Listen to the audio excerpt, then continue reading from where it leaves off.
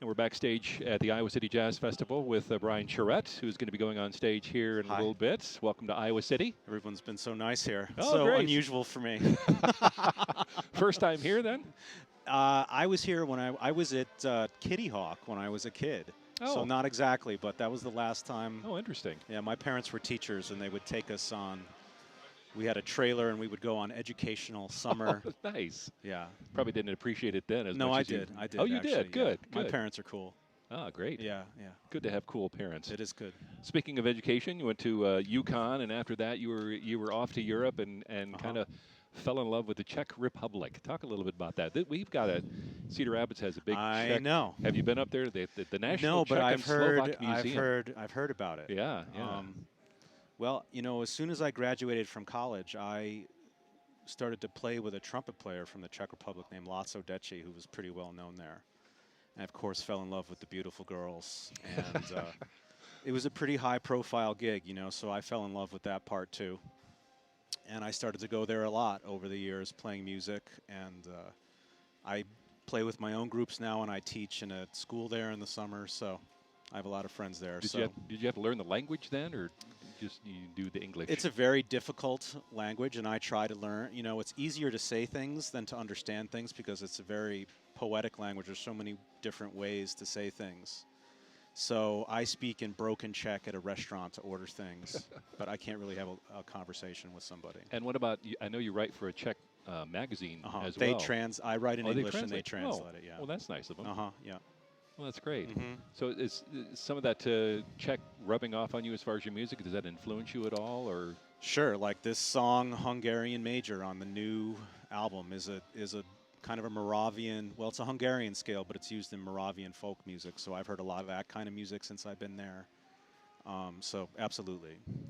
Now, I was reading an interview you did with somebody, and I don't know if it was the same time you went to Czech Republic for the first time, but there was a thing going on in Brussels, Belgium, where you were playing with a band. The king the died. king had recently died, and, yeah.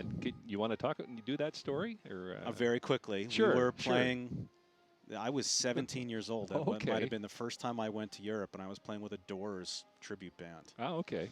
So we were in Brussels, and it was some sort of outdoor festival. There was thousands of people. Had big screens on the side of the stage, you know, with the cameraman. And the singer of the group picked up a picture on a cigarette machine. It was the king that had just died 2 days before. And at first the people were cheering. He put the picture on the bass drum, and the stage manager is like waving him off on the side of the stage, put the picture down, and he gave the finger to the guy.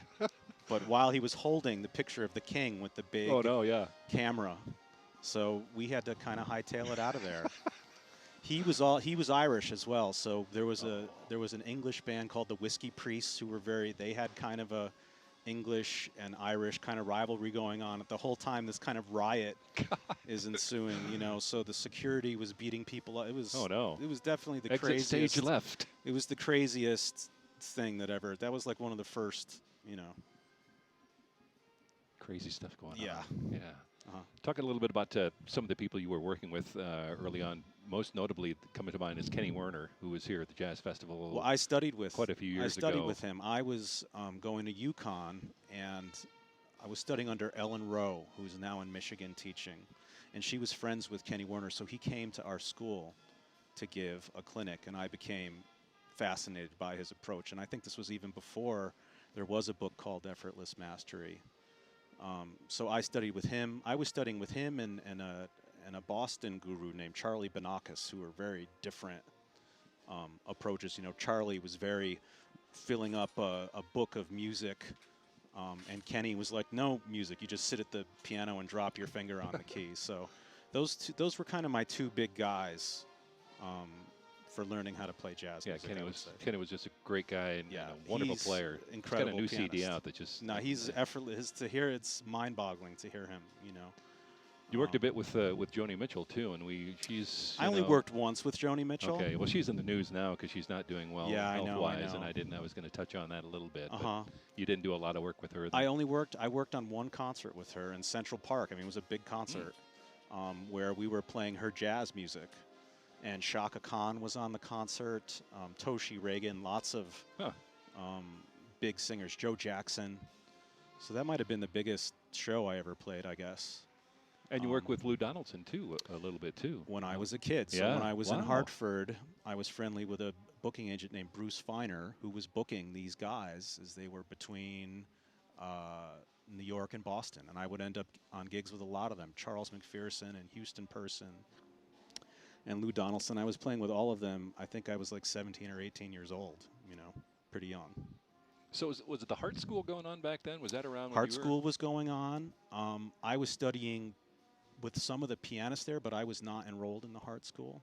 But my friends were going there, and Hartford had a great music scene. Brad Meldau had just left from there. Joel Fromm was there.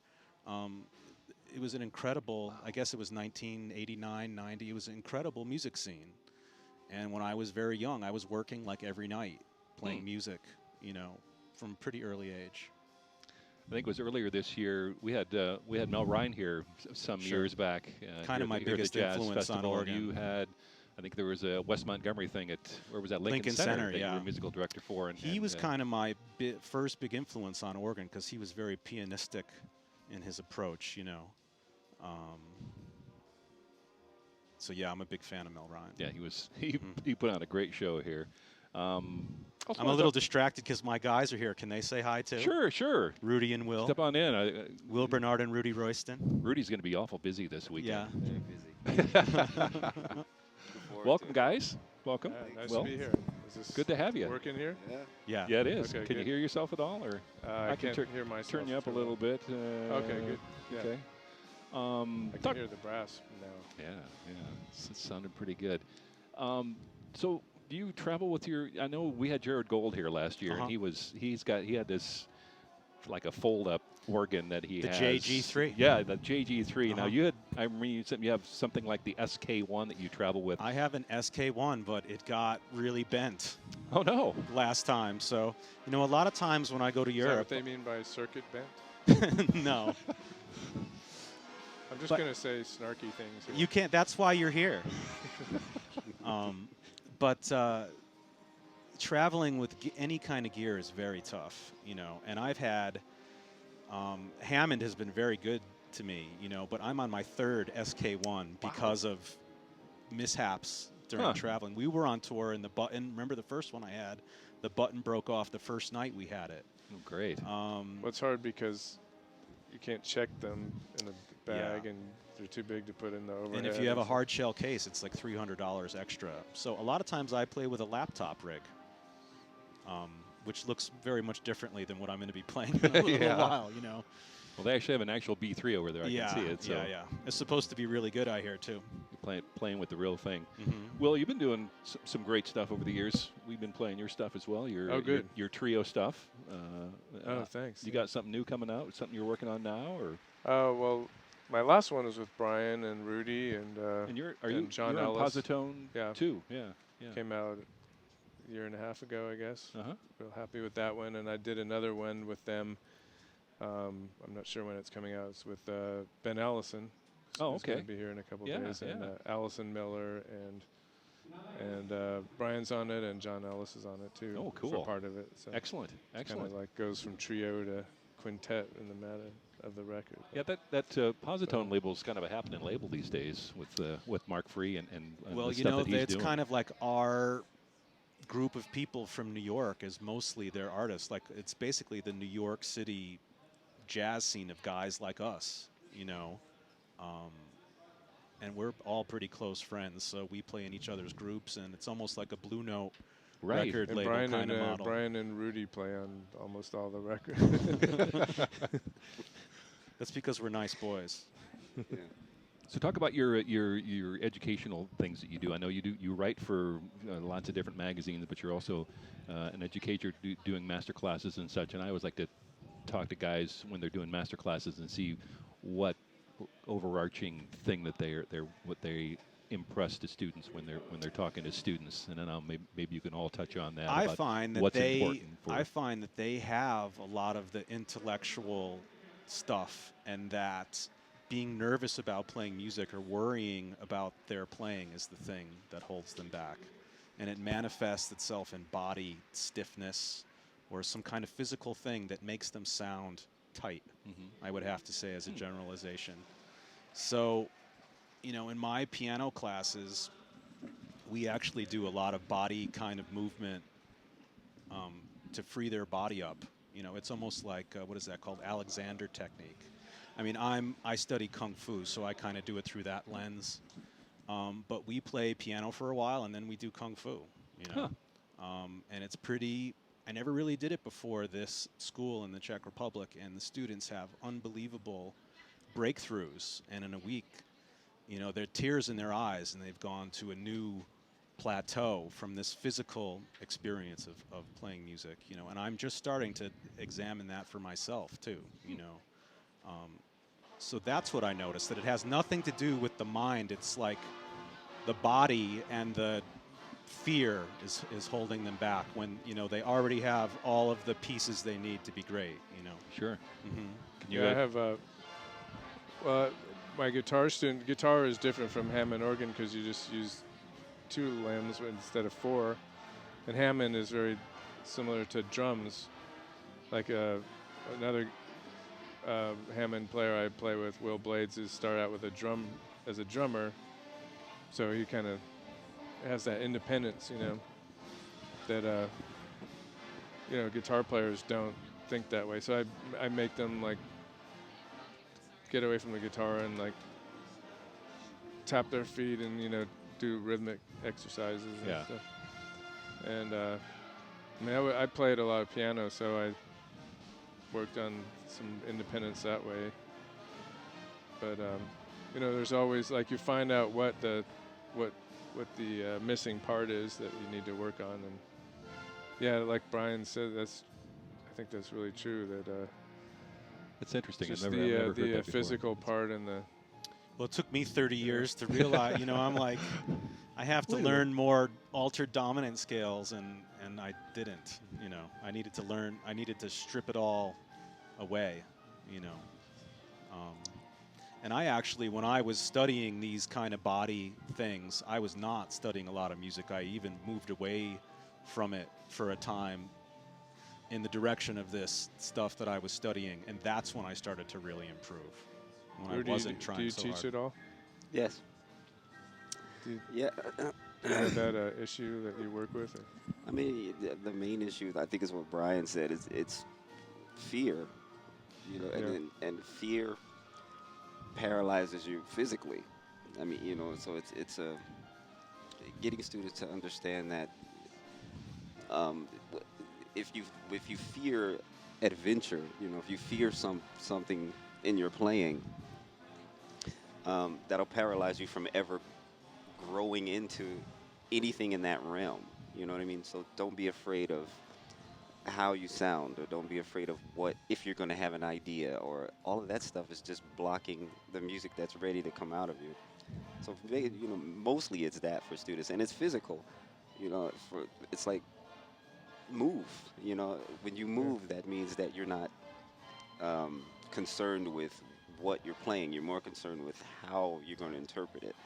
You know what I mean? So it's just like that's amazing, especially for drummers, man, because, you know, you don't want to sound, you're the drums. You don't want to sound terrible in your own, you know, because you can ruin the drummers, band, basically. They're the ones that we all rely on to make everything happen on stage. The drums are just like, how do I, you know, and it's just like, get past that, you know, and that's when you become stronger, when you learn how to, it's not that you don't want to fail, you want to learn how to make the failure a success.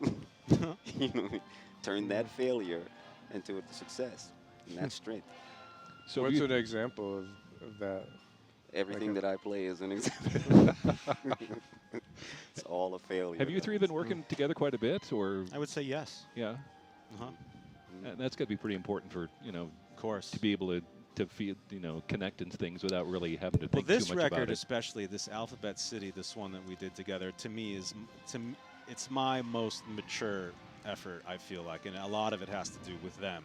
You know, like they're really, the music is jazz, but it's got this strange electronic element as well, and these guys can move very seamlessly through all of these things, and that's not easy.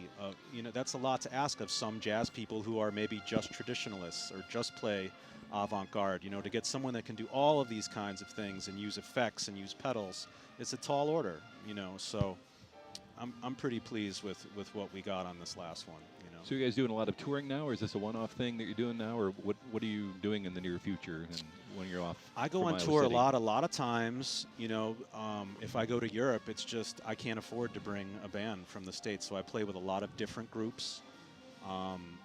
Rudy is very busy. You know, he's on 3 gigs this weekend. Right. Here.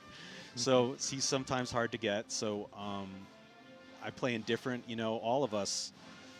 In New York, it's hard to get the same configuration all of the time. So we just try to do the best, but we're all a really strong community. And I think pretty friendly, too. I don't think there's a lot of backbiting. I think people are pretty supportive, you know. That helps. Yeah. A lot. So it could be any kind of band to get, you know, you never know what kind of band it's going to be. It's always a little bit different. Will and I play a lot together because we play in each other's groups sometimes. So that's been really helpful. Brian for and me. I did a lot of touring in the Czech Republic and, Right. and in Europe. Mm-hmm. So do you still live in Czech Republic half the year, or not so much anymore? No. I used to live in a house there half the time. Right, But that's right. But I don't anymore. Do you still live in the Physical Graffiti house there? I do. Do you really? Yes. I read about that. The Led Yeah. Zeppelin cover for Physical Graffiti. Yeah, That's your. Yeah. I've lived Wow. there for 22 years. Huh. Yeah, a long time. That's neat. Yeah. That's funny. That's one Big of my Zeppelin favorite. fan, You know, when yeah. I was a kid, there was still LPs, you know, and I had that LP, and I would just stare at the windows, you know, and I live behind a window now. It's kind of strange.